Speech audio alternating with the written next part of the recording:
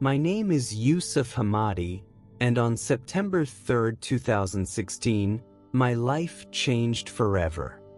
For decades, I was certain of my faith. I was an Imam, a teacher, a leader, a man who had dedicated his entire existence to guiding others in the ways of Islam. My life revolved around prayer, study, and service to my community. From the moment I woke up to the moment I went to bed, I lived to honor Allah and to teach others to do the same. I never wavered. I never doubted. But that changed the day I died. It took a near-death experience, a glimpse beyond this world, to open my eyes to a truth I had never considered. What I saw, what I felt, and what I learned in those moments beyond death shattered everything I thought I knew. I had spent my life believing in something that wasn't the full truth, and I had no choice but to confront that truth, no matter the cost. I was born into a devout Muslim family in Cairo, Egypt. From the moment I could speak, I was taught the words of the Quran. My father was a man of great faith, and he made sure that my siblings and I memorized the sacred verses before we even fully understood them. Some of my earliest memories are of sitting at my grandfather's feet, listening as he recounted stories of the prophets, Moses, Abraham, and, above all, Muhammad. These stories shaped me, embedding within me a deep reverence for our faith and its traditions. As a child, I took great pride in being among the best students at the madrasa. I learned quickly, committing large portions of the Quran to memory and studying Islamic law with unwavering dedication. By the time I reached adulthood, my path was clear. I would dedicate my life to serving Allah as an Imam. It wasn't just a career. It was my calling. For years, I did exactly what I had set out to do. I led prayers at the mosque, guiding my congregation in their daily devotion. I taught young children and new converts, helping them understand the deeper meanings of the Hadith and the Quran. I offered counsel to those struggling with life's hardships, reminding them that Allah's mercy was infinite. Every Friday, I stood before hundreds of worshippers, delivering sermons about obedience, faith, and the importance of submission to Allah's will. This was my life. It was everything I had ever known. And yet, none of it prepared me for what was coming. It started as a small pain in my stomach. Nothing serious, just a discomfort I assumed would go away. I ignored it, pushing through my duties at the mosque. But as the weeks passed, the pain became sharper, more persistent. My wife, Aisha, noticed first. She urged me to see a doctor, but I dismissed her concerns.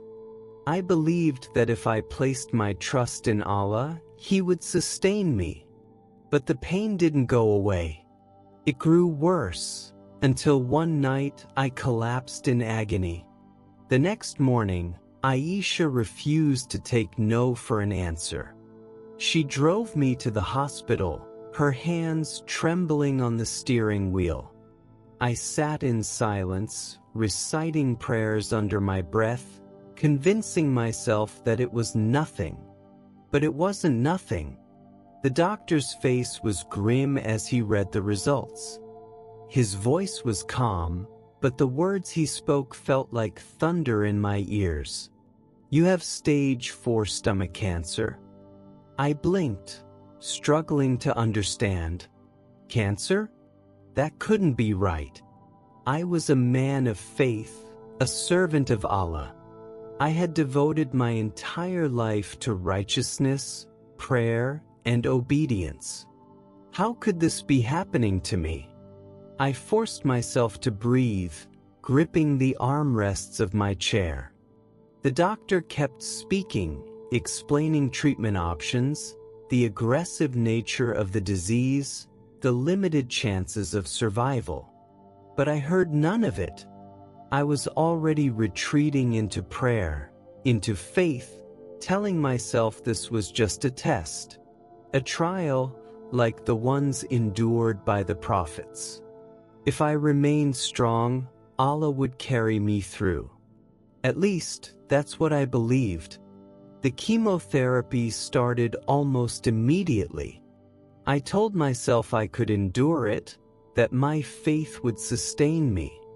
But nothing could have prepared me for the pain, the exhaustion, the sickness that followed.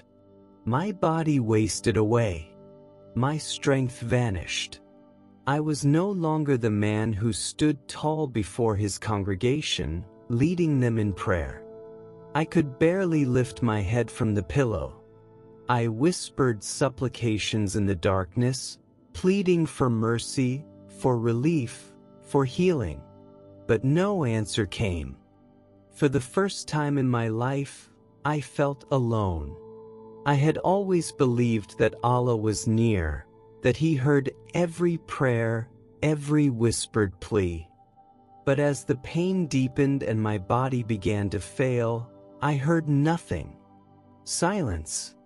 I tried to remind myself of the stories of the prophets, of their suffering, their endurance. But in the back of my mind, a new fear crept in. What if I had been wrong? What if everything I had believed, everything I had dedicated my life to, wasn't the whole truth? I pushed the thought away, until the night I died. It was late. Aisha had fallen asleep beside me, her hands still resting on mine. The pain was unbearable that night, sharper than ever before. I could barely breathe. Then suddenly, something shifted. A pressure gripped my chest, a tightness, a squeezing sensation that grew stronger with each passing second. I gasped, trying to call for help, but no sound came. I felt myself slipping away. The room grew dim. The sounds around me faded into nothingness. And then, I was gone. The first thing I noticed was the silence. The pain was gone. The weakness, the sickness, the weight of my dying body, all of it had vanished. I opened my eyes and found myself standing, but not in my hospital bed. I was outside of my body. I could see everything. My own lifeless form lying in bed, my wife shaking me, screaming my name, calling for the doctors. But I felt no fear, no sadness. Only a strange sense of detachment. Then I became aware of something else. A light appearing in the distance. It was bright, but not blinding. Powerful, yet filled with warmth. And it was calling me toward it. I felt an overwhelming pull, an invitation I couldn't resist. And then, within the light, I saw something that shattered everything I had ever believed. As I moved toward the light, I felt something I had never known before. It was unlike anything I had ever felt in all my years of worship, all my years of prayer. It was pure love, but not just love. It was peace, truth, and a presence so powerful that it consumed everything else. This was not Allah. The closer I came, the more I realized that this was someone else entirely. Then, within the light, I saw him. At first, his face was obscured, but as I drew nearer, his form became clearer. A man stood before me, clothed in radiant white, his eyes filled with compassion, strength, and a love beyond anything I could comprehend. And then I knew. It was Jesus. Everything inside me rebelled. This couldn't be real. I had been taught all my life that Jesus was just a prophet, a messenger like the others. Not divine, not the Son of God. But as I stood in his presence, I felt something deep within me break open. It was as if a veil had been lifted from my eyes. I suddenly understood the prophecies I had ignored, the scriptures I had never truly examined. I saw, with perfect clarity, the fulfillment of God's plan, a plan that had been written long before I was born. And then he spoke, not in words, but in understanding. His voice wasn't heard with my ears, it was felt deep in my soul. You have sought truth your entire life, he told me. And now I am revealing it to you. Tears streamed down my face. I tried to look away, to resist, but I couldn't. The truth was too overwhelming, too undeniable. I saw his crucifixion, the very event I had been taught to reject. I had always believed that Jesus had never died, that another had taken his place. But now I saw it happen. I saw the nails pierce his hands, saw the agony on his face, saw the moment he took his final breath. I saw him rise from the dead. I had been wrong. Everything I had believed, everything I had taught others, it was incomplete. Jesus wasn't just a prophet. He was the Son of God. He was the way, the truth, and the life. In an instant, I was shown my own life. I saw every sermon I had preached, every prayer I had led, every soul I had counseled. I saw the thousands of people who had trusted me to guide them toward truth. And then I saw something that shattered me. I saw the moments I had dismissed Jesus. I saw the times I had silenced those who spoke of him, the times I had taught others to reject him, the moments I had been confronted with the truth of the gospel but turned away out of pride and fear. I saw the people I had led further from Christ. A sob broke from my chest. The weight of it was too much to bear. Had I condemned others to the same blindness I had lived in? I fell to my knees, weeping. But then, Jesus did something that broke me even further. He reached out his hand to me, not in condemnation, not in anger, in love, in forgiveness. I wanted to stay. In that moment, I wanted nothing more than to remain in his presence forever. But then, Jesus showed me something else. He showed me my family, Aisha, my wife, still kneeling beside my hospital bed, weeping. He showed me my children, terrified, crying, waiting for me to wake up. And then I understood. It wasn't my time yet. I had a choice to make. I could stay here, in this incomprehensible peace, or I could go back. But if I returned, I could not be the same. I had seen the truth. I had met Jesus face to face. I could not go back to my life as it was before. I nodded, knowing what I had to do. And in an instant, everything went dark again. I gasped for air, jerking upright in my hospital bed. Machines beeped frantically. My wife's sobs turned to gasps of shock. The doctors rushed in, disbelief in their eyes. I had been gone for over 10 minutes. They had given up hope.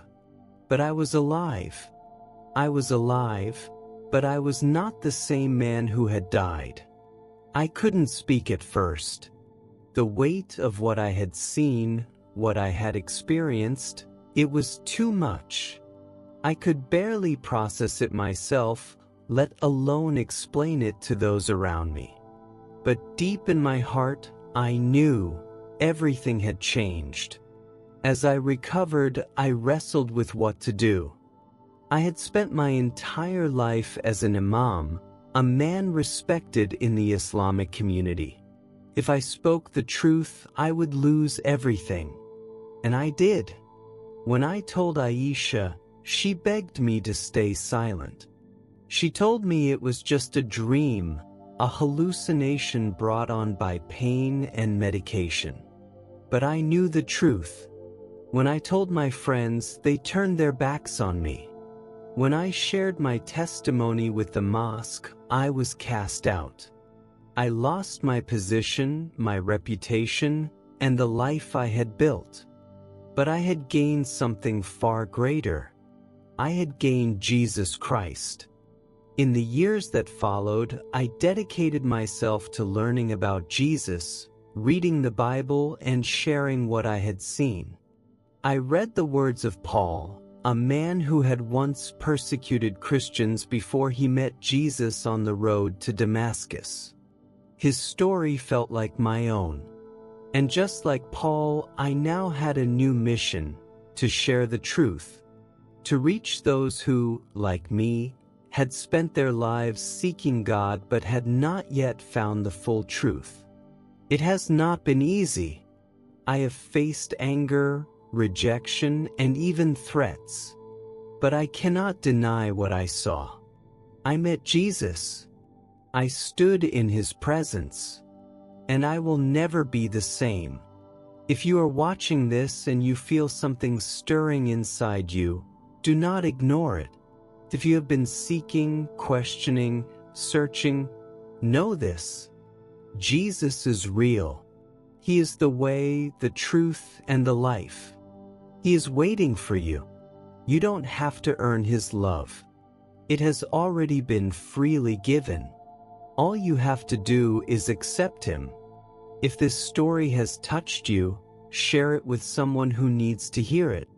Like this video, subscribe to the channel, and turn on notifications for more life-changing testimonies. May God bless you, and may you find the truth before it is too late.